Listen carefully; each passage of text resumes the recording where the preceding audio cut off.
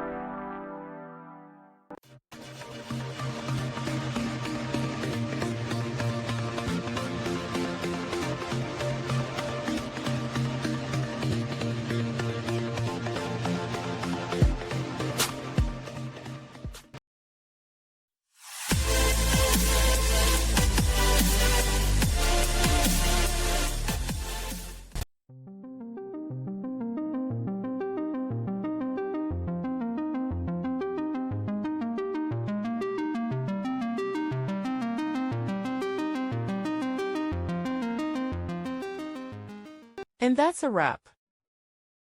I hope you found the answer you were looking for. If you did, take a second to hit that subscribe button. It really helps out. And let me know in the comments which solution worked best for you.